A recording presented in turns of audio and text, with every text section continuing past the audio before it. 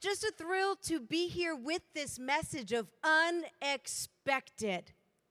And I'm telling you, Beverly and all the women on the Women's Council, or if it's a council committee, they're good. They're so good that the mint in your coffee cup, to me this morning, if you tried one, was completely unexpected. And I was like, oh, they're that good. Because I thought, ooh, a buttermint, like we have at Italian restaurants. So I opened it and I went, oh, it's just a giant black licorice jelly bean.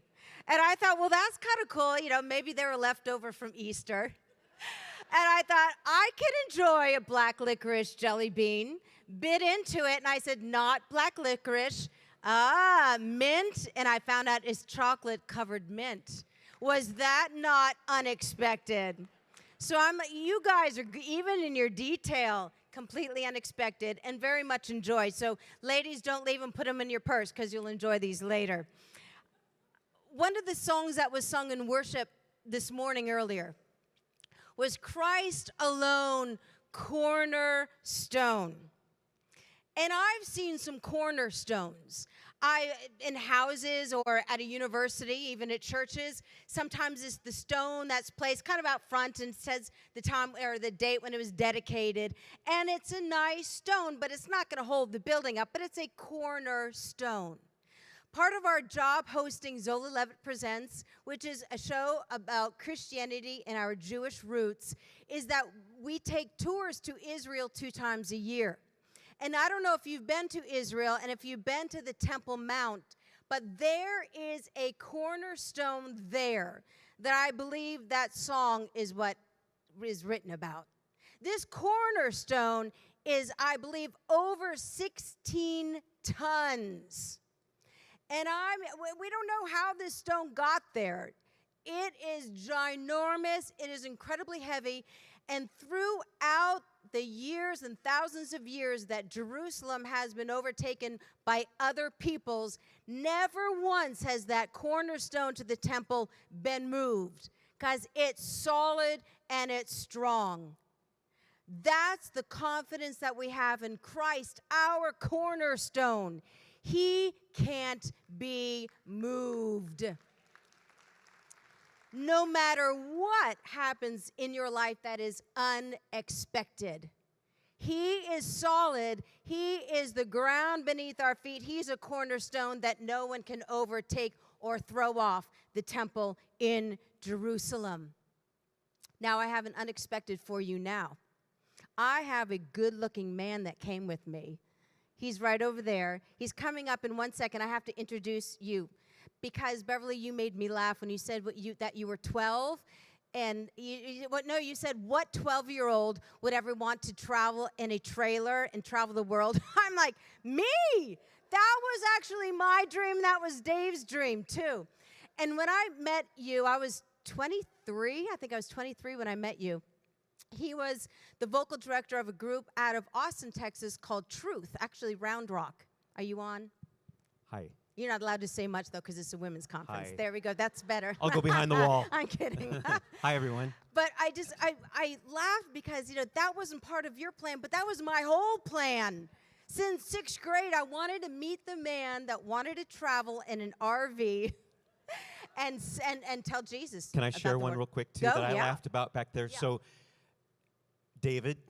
Pastor David, 2 sports cars when you started dating. I had a picture, but I don't think we can put it up. I owned a Chevette. A Chevy Chevette. They don't even make them anymore. I never see them on the road. Because they fall apart. They fell apart. Why. And you fell in love with me driving a Chevette. You know what I'm talking about? No, you don't even know what that is. And can I tell you one more thing? We had to, hold the ceiling up. Uh-huh. How about your car? My car had air conditioning, though. But what'd you have to do every day? I had to blow up the back tire every day. I had to have a quarter in the morning, or else I couldn't drive anywhere. And it didn't have brake lights. I mean, it was bad. It was bad. Count your blessings. Name them one by one. He's so cool. I want to sing a song with you, if you don't mind. And if you don't mind. Oh, you guys are really nice. Look, you Houston people are great. You're great.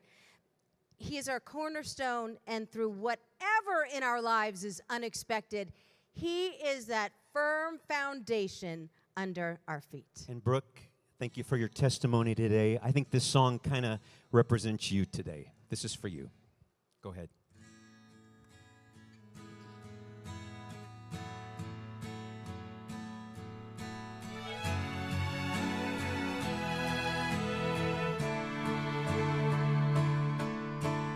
I grew up in Sunday school. I memorized the golden rule and how Jesus came to set the sinner free. I know the story inside out, and I can tell you all about the path that led him up to Calvary. But ask me why he loves me, and I don't know what to say. But I'll never be the same, because he changed my life when he became everything to me. He's more than a story, more than words on a page of history. He's the air that I breathe, the water I thirst for, and the ground beneath my feet. He's everything. He's everything to me.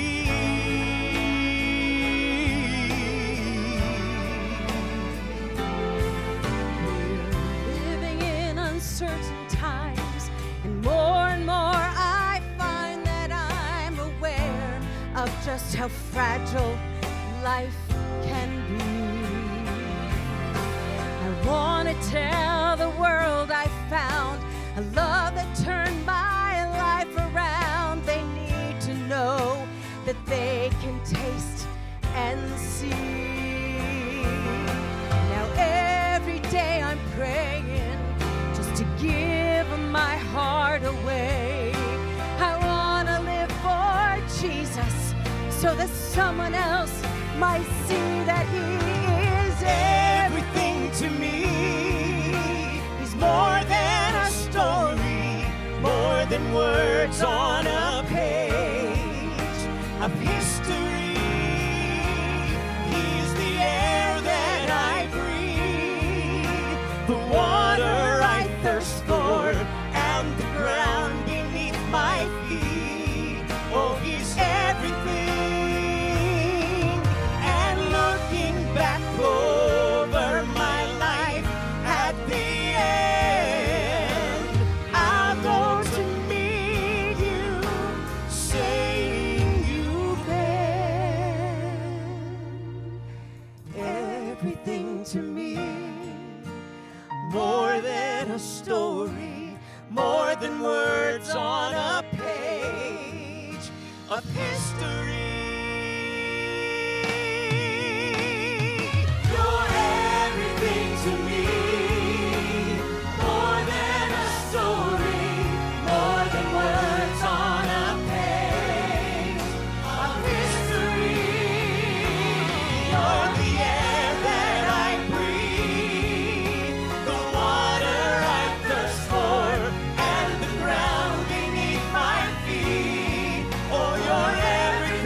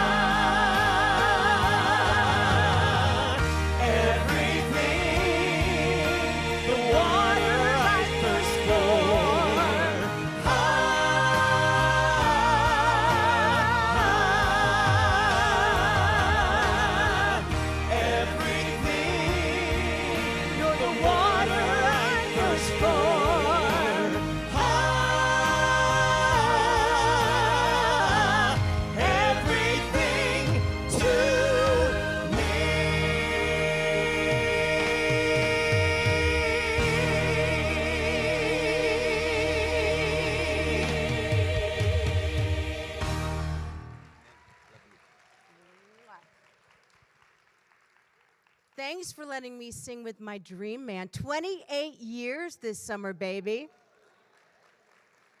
And it's 28 good years. You know, people will say they've been married 28 good years and then 30 total. But 28 great years. We have 2 grandkids. And I didn't know we could do the picture thing. You just wait this afternoon. You're going to see the most beautiful baby girl you've ever seen in your life up there. We're going to find it. We will work it. We have a 9-year-old grandson, Landon, who turns 10 this summer. He's our bonus grandson. And our wonderful daughter-in-law brought him into the family. And February 25th, the most beautiful human being that was ever born on the planet Earth came into the world, and her name is Bella Rose Hart. Right? Even the name, it's like you had to be pretty with a name like that. She was not unexpected. Our grandson was. There have been so many things in our lives that has been unexpected. And I know if we could sit here and pass the microphone around, we would hear so many stories of what God has brought us through. It's a good feeling to be back in Houston. We lived here 10 years ago. 10 years can fly by. And I just want you to know, I told my husband last night, I said, we've got to get a Shipley's donut. And we've got to get a bullseye, right? Come on, anyone know what a bullseye is? Oh my gosh, really? Do you not know what a bullseye donut from Shipley's is? Do they make them anymore? It's the white cream filled in chocolate on top. Oh, you're just all very pure, healthy eaters. I understand. That's okay. I'm going to have me a bullseye later. I think I need a bullseye. It's a good remembrance to come back here, because it reminds us how God has brought us through so many unexpected times. 10 years ago, it was 2008, if I've done my math correctly. I'm not very good at math, so be generous and be nice. That the stock market crashed. And I don't know if any of you walked through a financial crisis, but we did. We had moved to Houston from Colorado Springs, and we bought the Texas house, like so many of you have bought the Texas house. Do you understand how big your houses are here? I mean, really, like you could house half of a nation in some of these houses. They're that big. So we had fun searching for a house, and I walked into this one, and I said, this is it. I knew. Sometimes houses speak to you. I walked in, I said, this is our house. And we moved in. It was the big 2-story entry and the big master and the rooms upstairs. And I called it this little bridge that went across from one side to the other upstairs. And it was dirt ugly. I mean, it was just bad ugly. But I said, this is our house, because we can redo it. And redid the floors and wallpaper. Do you remember wallpaper? Some of you are like, I still have wallpaper. I did wallpaper in my house 10 years ago. And I would sit at the top of our stairs in this house, and I thought, this is my forever house. And I'd sit there and think, oh my gosh, I never dreamed that I would be in a house like this, because I'm the travel trailer girl. That was my dream. 2008 came, and my husband was the worship pastor in a church here. Everything was going fine. The pastor called my husband in for a meeting. This is right after the stock market crashed, literally right at that time. And the pastor said to my husband, you're doing a great job here, but we just can't afford to pay you anymore. And I mean not a cut, but you're done. You have 2 weeks, and then you're done in your position here. I had just redone my dream house. My older son was in high school, younger was in junior high. This was to be our forever home. I even made a space on walls for grandchildren pictures, because I said, I'm going to have little feet running around these halls, and here are where the grandchildren pictures are going to be. All of a sudden, we had an unexpected change in our lives that obviously we didn't expect. It was unexpected. Well, what do? My husband interviewed at jobs and positions here in town. He was interviewing at Second Baptist for 8 weeks. Have you ever walked through an 8-week interview process? And it was always the next week you're being signed on, the next week. And I thought, we're going to be okay, because next week he's going to get signed on. 8 weeks of an interview process. And finally they said, we can't hire you. We have a hiring freeze. what do we do? We walked through a time where my husband was working hard to provide, but the provision wasn't there like we needed. I remember going to Kroger, and I had my boys behind me, and I was just hoping that the lunch meat that I was buying for sandwiches that week, that the credit card would go through approved. Maybe none of you walked through any of this, but I did. And Christmas time was coming, and I thought, I don't have any money for Christmas presents. We didn't even buy a tree until Kroger's went like 90% off the day before, and I thought, for $5, we are going to have a Christmas tree this year. Someone in our church, and she might be here today, gave us a $500 gift card that Christmas to Kroger. I went Christmas shopping for my boys in the toy aisle of Kroger. I wrapped up Cheetos. I wrapped up a bag of Doritos. And I bought whatever little toy things my boys in high school that I could find at the Kroger's, because that was the provision for us that year. God kept closing the doors for us to stay here, and we thought, what do we do? We had kept our home in Colorado Springs where we had lived before. And we thought, okay, well, maybe we'll go back to Colorado. We owned that home, and we were losing money on the rent every month. Let's see if we can sell our home. Some of you might have had to sell your homes, too, during that time. And we thought, Lord, please provide that. Sold our home within 2 months, moved back to Colorado Springs. We were at a place we never thought we would be because we were living on our credit cards. I'm not going to have you raise your hand if you've done that. It's not a fun place to be. It was an unexpected place to be. We moved back to Colorado Springs. My oldest, Tyler, finished out his senior year of high school there, back where we were. Why am I sharing this with you? Because it was unexpected, but I know God ordained it all. If we had not moved back to Colorado Springs that year because of what happened financially here in Houston, my son, my Tyler, my almost 26 in a few weeks, would not be who he is today if we stayed here. My Tyler, who joined the Army because he went to University of Colorado in Colorado Springs, started working out with ROTC guys, found who he was supposed to be by joining the Army. The day that he signed up to join the Army, he re-met this cute girl that said, I think I remember you from junior high. That cute girl's name was Carrie. Her name right now is Carrie Hart, and she is the mother of Bella Rose Hart.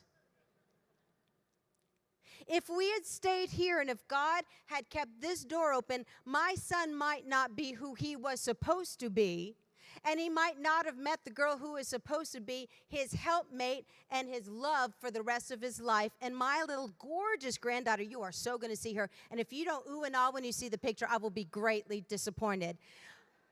You will see this picture of this baby that was supposed to be here because we were supposed to walk through hard times in Houston so that we could go back to Colorado so he could meet her.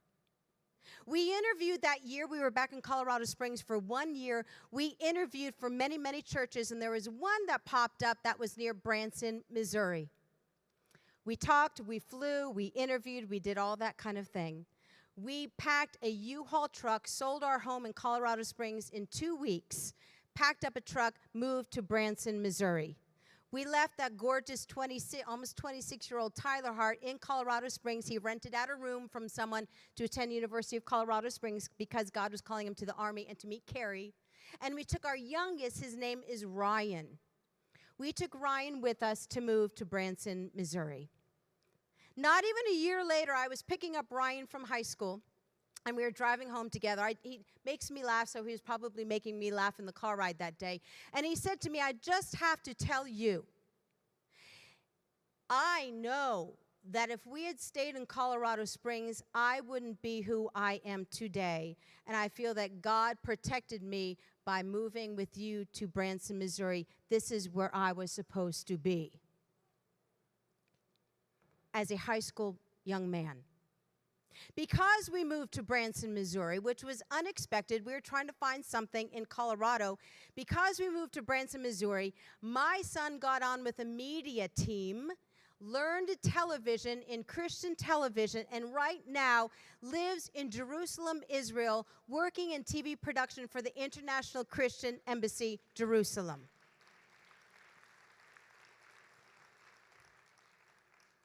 I didn't know all that was part of my plan when the unexpected "you've lost your job" call came.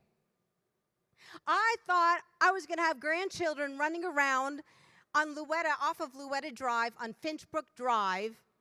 I thought that was going to be our forever, and God said, I know it's going to be unexpected, but I need to move you back here because Tyler, your son that you've prayed over for years, needs to be here. And then I'm going to move you from here over to Branson, Missouri, because your son Ryan, who you've prayed over for years, needs to be in Branson, Missouri to become who he is supposed to become. Unexpected, yes. Ordained, 100%. We see differently than God sees. 1 Corinthians 13:12, first, and please forgive me, I have it on a piece of paper, so if I don't have to get my readers out. Yes, I do own a Bible, but this is much larger print, so I can read it without putting glasses on. And by the way, I'm 52 next month. Some of you are sitting there wondering, how old is she? Now, you have a 9-year-old grandson and a baby. I'm 52 and proud. I love this age. Did you turn 50 yet? Oh, it's good, right? It's like, ooh, I have a whole second half to redo what I did in the first half. 50 is good. 1 Corinthians 13:12, some of you know this by heart. It's a different wording, and I love this wording. Now we see things imperfectly. Imperfectly. Will you still love me? That's interesting that I read imperfectly. See? Unexpected. The Holy Spirit's like, you're going to read that wrong. Like puzzling reflections in a mirror. But then we will see everything with perfect clarity. All that I now know is partial and incomplete. But then I will know everything completely, just as God now knows me completely. His plans are greater than you could ever imagine. His ways are so much higher than our ways. We think we have it planned out. I'm a planner, too. I'm kind of a 5-year goal planner. I like to sit down with Dave when we're driving. We both are sitting, obviously, and say, let's talk about what does the next 5 years look like. Have anyone in there? Please raise your hand. Am I the only one yeah, I'm a 5, 10, what's 15? What does 15 look like? I like to plan out, but God's not a perfect planner according to our ways necessarily. Have you learned that yet? His ways are very unexpected. And we walk through things that we, in our lives, some of those unexpected things, we give the word trial to. And I've been in church long enough, literally since I was 2 weeks old. I'm the one that would race my brother under the pews. Do you remember what pews are? And I'd write notes to my friend and slip it down. I'm like a church baby. That's all I know. And I've heard for years people say, God must be trying to teach me something through this trial that I'm walking through this unexpected trial. What's he trying to teach me? As if God is like this horrid, dreaded principal and saying, oh, I'm going to get you good. Ha ha ha. I'm going to teach you something, almost like with a big pitchfork. I'm going to teach you something because you haven't learned it yet. How many teachers in the room? I know I keep doing the raise your hand. How many teachers? If God is our ultimate teacher, a good teacher isn't going to put a 500-page exam in front of their students going, I'm going to teach you something. You haven't learned this. I'm giving you a trial and a testing. A good teacher prepares the students. A good teacher has worked through every possible question and scenario and taught a pupil well. Because teachers get rated, right, from the state, not rated as you can go and take stuff, but rated. The state is going to look at what your scores are, and you want good scores to stay as a teacher. God doesn't want to give you something, a testing that you're not ready for, an unexpected test. I hated the pop quizzes. I didn't like those at all. God doesn't want to do that. God has already prepared you for everything that will come into your life. He already prepared you, Beverly. It was a shock, yes. But he already taught you everything you needed to know to walk through that time with your son. God doesn't want to pop quiz us just to get us. He's not going to give you a test. God just wants you to get to the next chapter in life. That's why sometimes the unexpected, because he's saying, possibly, you've been in this place, and it's a good place, but you've been there a long time. And you keep rereading the chapter, and it's a good chapter, and you really know that knowledge. Now let me see how well you know that knowledge, because God, the Omega, he's already ahead of us, knows the next chapter in our life. And he's excited as a good teacher to get you to that next place. Sometimes that next place is a physical move, as ours was from Houston to Colorado Springs to banjo picking and playing Branson, Missouri. What? I didn't expect that. Wasn't in my 5-year plan. James 1, starting at verse 2. Consider it pure joy, my brothers and sisters. And I'm just going to say, well, we had a couple brothers, the few brothers here, and to sisters. Whenever you face trials of many kinds, because you know that the testing of your faith produces perseverance. We have a race. We're running this race. Paul tells us about this race and that goal. But sometimes unexpected trips come along in that race. Sometimes we get thirstier than we thought in that race. Sometimes we get a Charlie horse, and I feel like very old even saying the name Charlie horse in our race, and we didn't expect that. But God knew that that was going to come, because maybe you needed to meet the person over here that's going to help you get that Charlie horse out of your leg, and then you get back in and you keep running. He wants to give you strength. He wants to get you to that next chapter because he sees that next place. Here's my question to you. How are you handling your unexpecteds? I love church people, and please forgive me, I have a love-hate relationship with church people. And that's you, and I'm one too. Because sometimes church people just love to complain about the wrong in their life. Not you, not at this church, I understand. I'm not here. Other ones, not this one. What's God doing in your life? Well, and when you meet a brother or sister that goes, how you doing? Well, you know something's coming. Like, so if you're not ready for that well, just go, I need to go run to the restroom. I'll be right back. Because that well is usually, let me tell you what I'm walking through. How do you handle these unexpecteds? People are watching you. If you can run this race with all the Charlie horses and the thirst need and everything that we're running together, if you can say, you know what, I don't understand what this chapter is, but I trust that God is bringing me to a new place. I trust that somehow God will use this circumstance for his glory.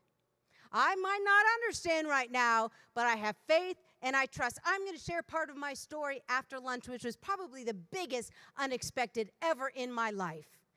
I knew with what was facing me and what happened in my life that my 2 young teenage boys were watching me to know, how is mom going to handle this? Is my mom going to make it, or is she going to lose it? My mom didn't expect what is happening, and you're going to hear it all. Is her faith real enough to handle this? Is your faith real enough to handle what might come in your life? I don't know what your today looks like. I don't know what next week is for you. I don't know what 5 years from now is, but I can almost guarantee something unexpected is going to happen. People are going to watch you. What's your answer? How will you react?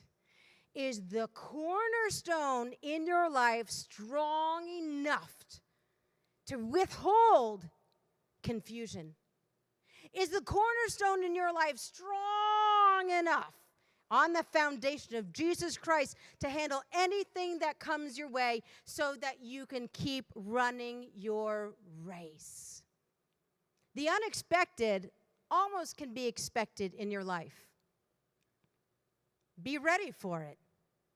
Know that God has greater plans that you could ever imagine. Now let's sing some worship.